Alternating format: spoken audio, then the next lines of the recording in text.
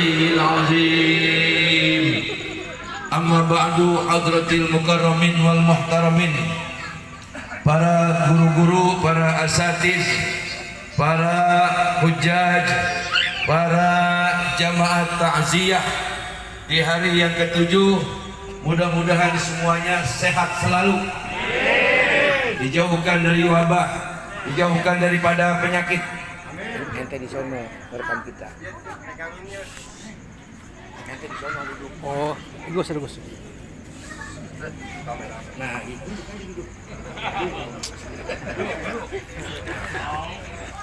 Bagi dua ya ntar. ya.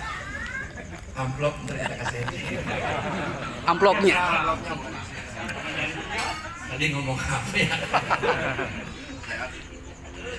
Semoga kita selalu sehat.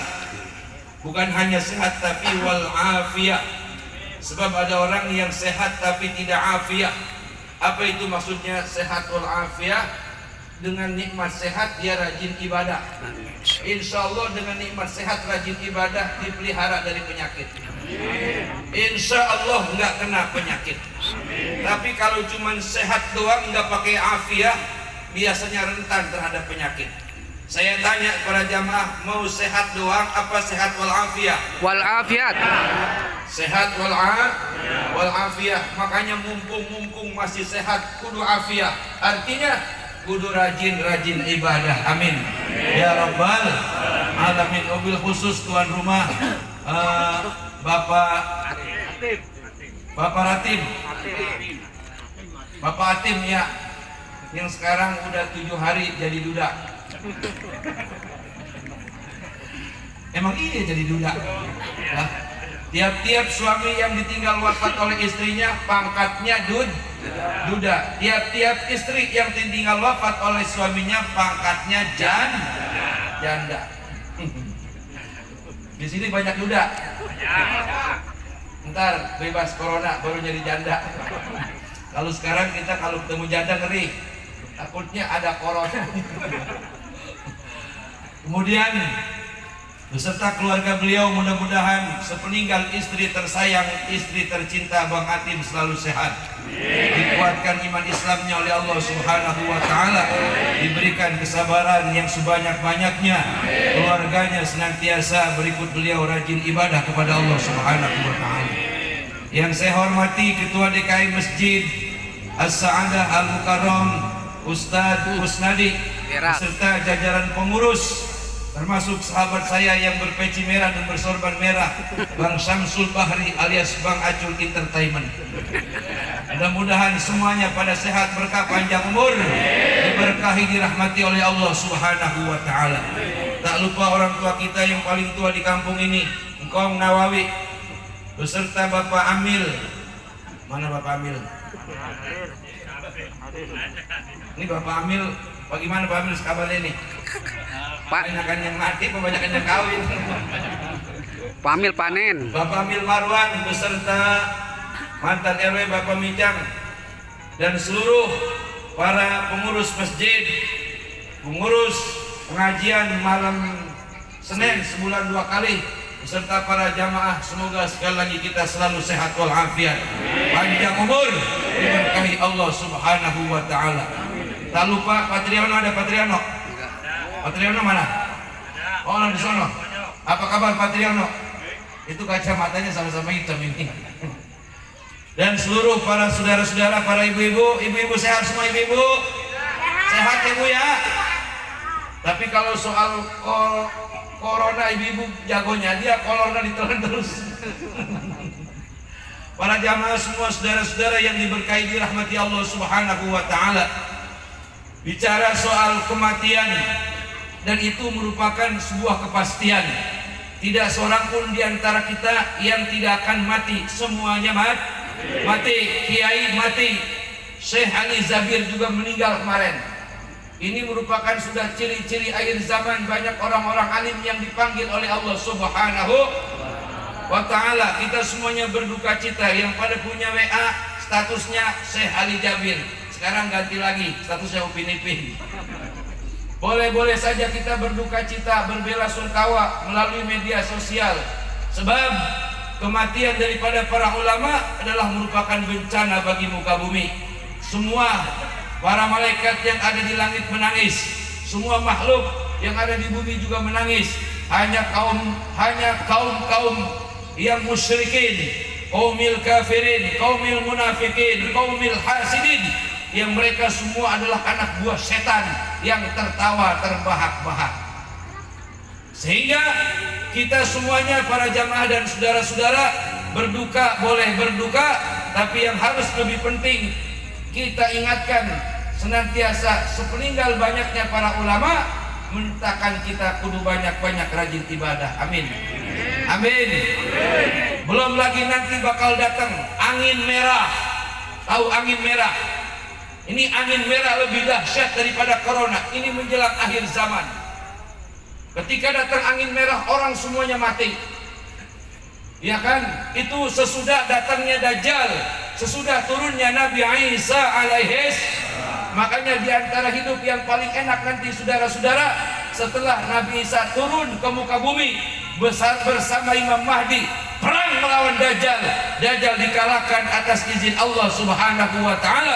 Nabi Isa tinggal di muka bumi, kemudian beliau menikah, beranak keturunan, dan 8 tahun beliau tinggal di atas muka bumi menurut sebagian riwayat. Kemudian seluruh dunia orang semuanya beriman kepada Allah Subhanahu wa taala.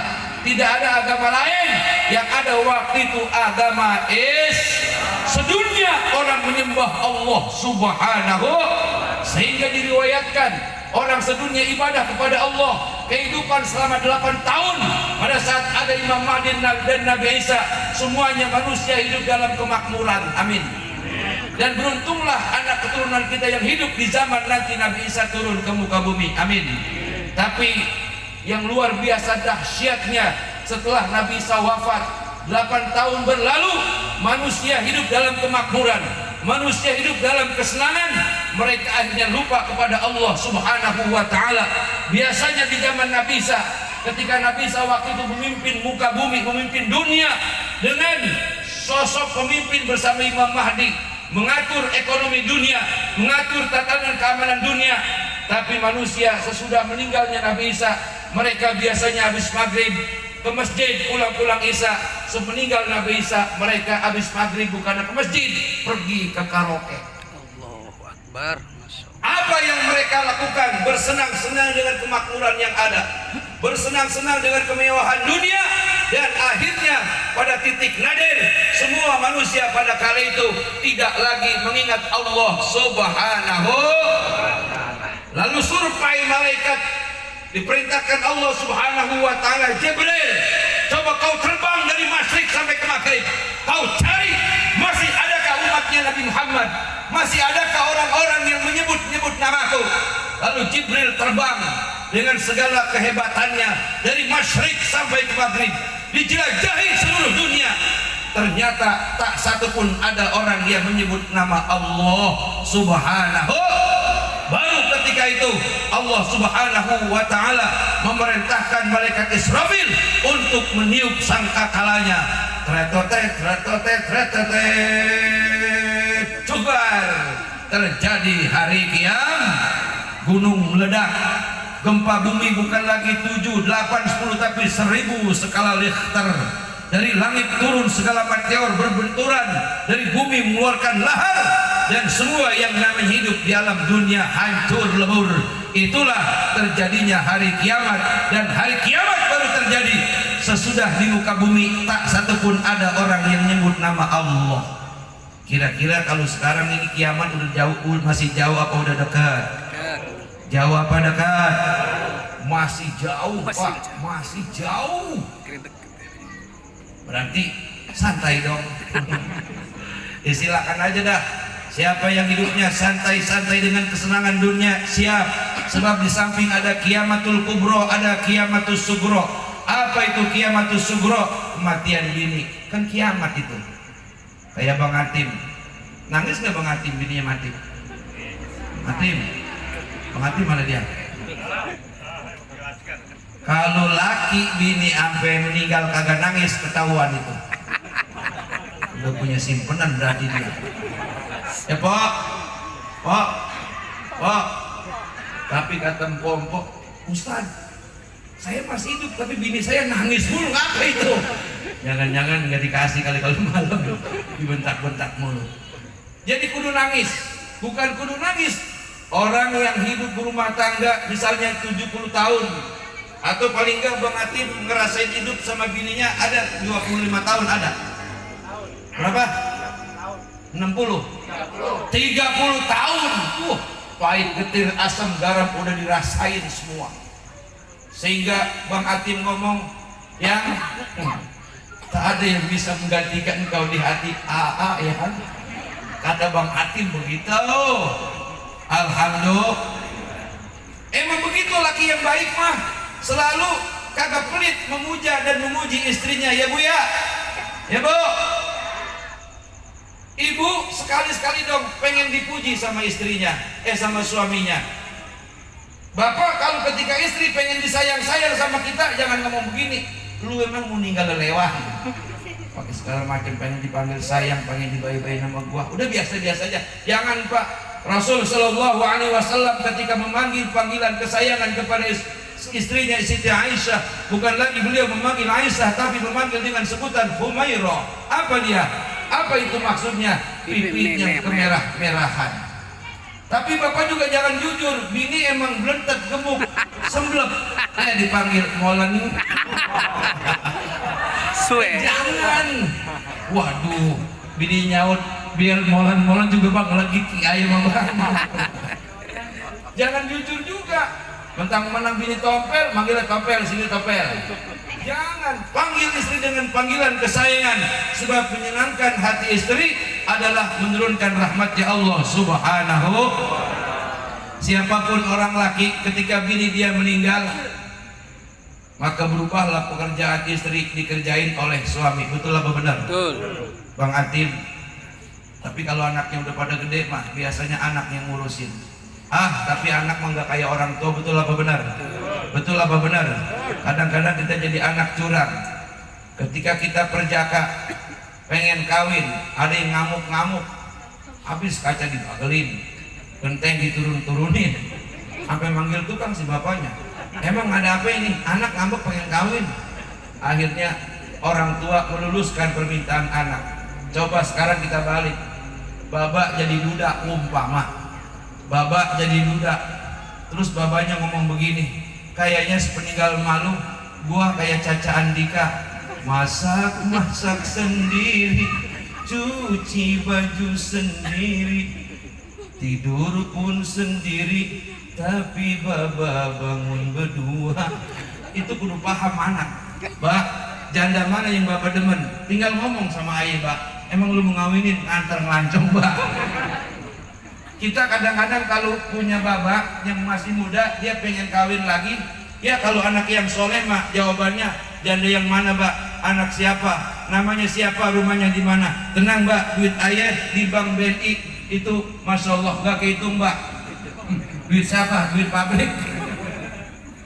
Tenang aja Mbak, itu anak yang soleh. Tapi kalau anak yang salah, pasti bapaknya dikata gini, aki-aki udah tua-tua segala mikirin kawin. Doraka lu. Jangan Bang. Ini anak mengerti mana? Udah pada berumah tangga semua? Oh. Belum. Tuh, apalagi lu belum berumah tangga. Nanti sesudah, cuman begini, Bang Atim saya pesen, jangan ada bahasa begini, kuburan masih basah, udah bawa perempuan ke rumah. Umpama, jangan Bang Atim ya.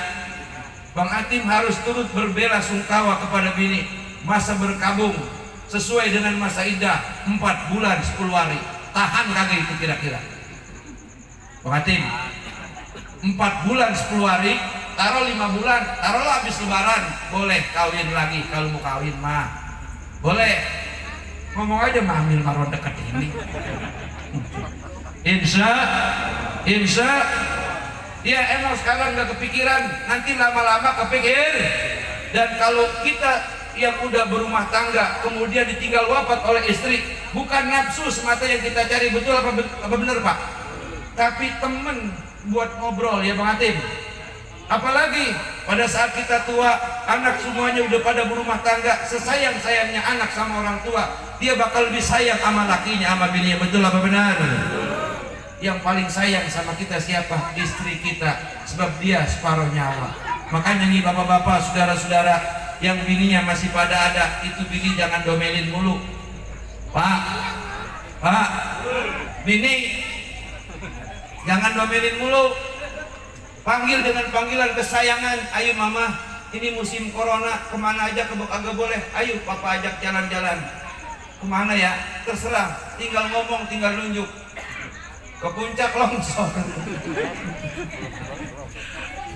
ngeliat gunung-gunung pada meledung, ke laut takut ada bangkai kapal Sriwijaya.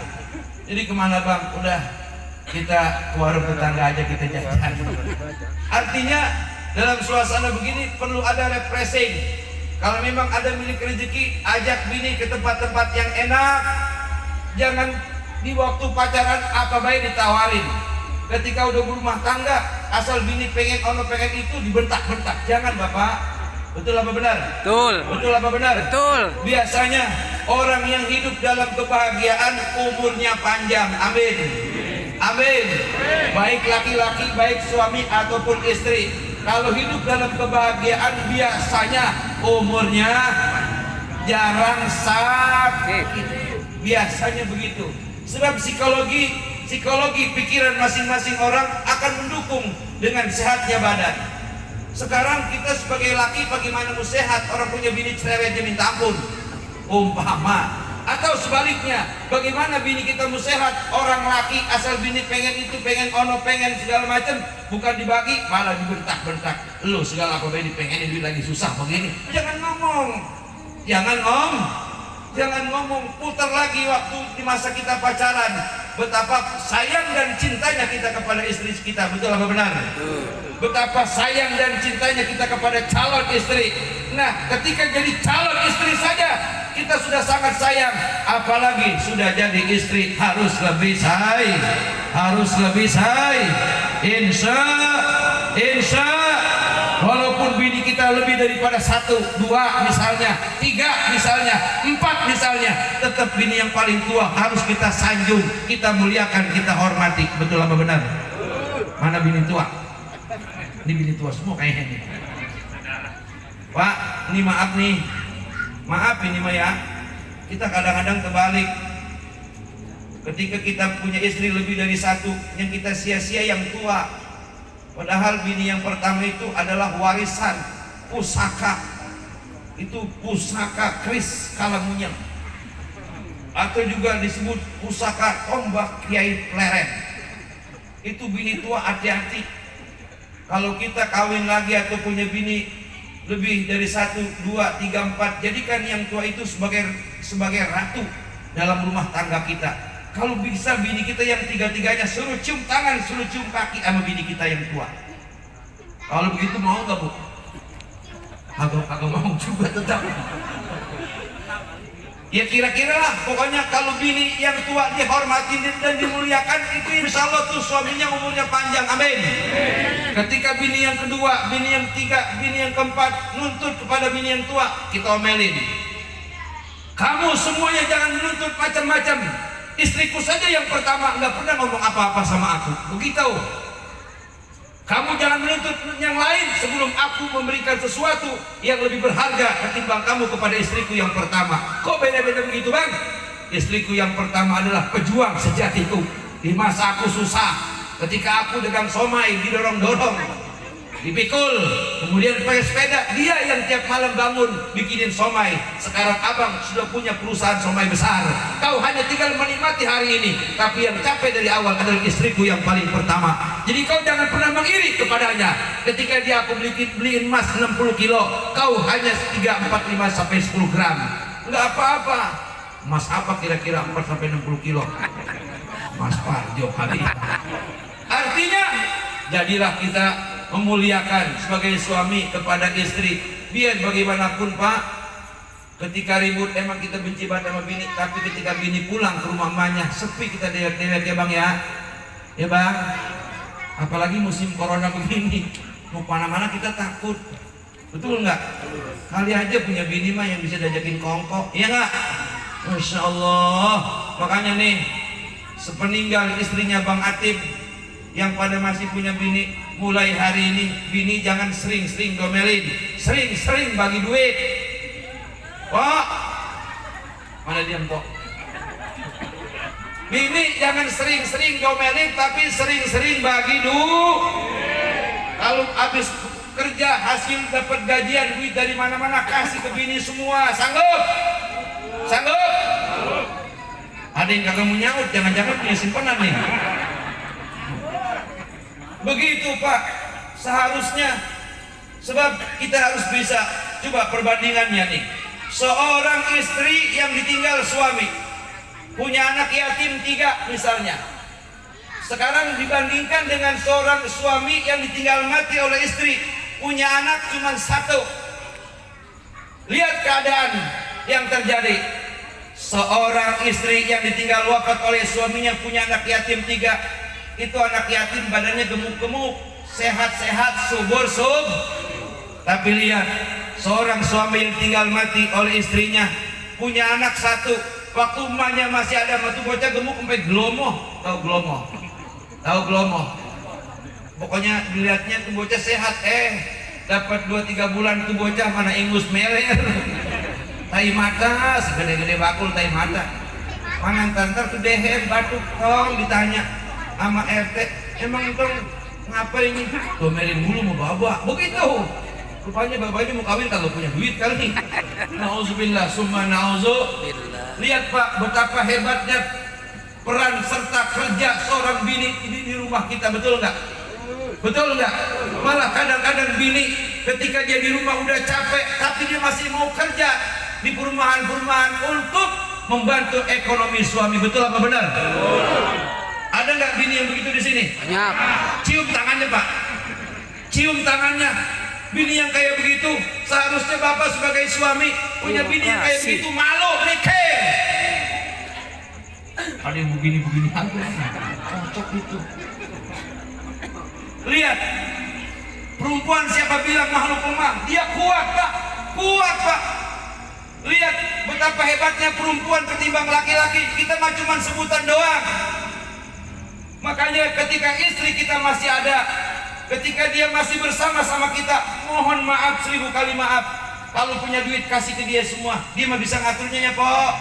Pok, perempuan kita kasih duit 1 juta, itu girangnya bukan main, capeknya segala macam hilang. Pernah kasih bini 1 juta Pak?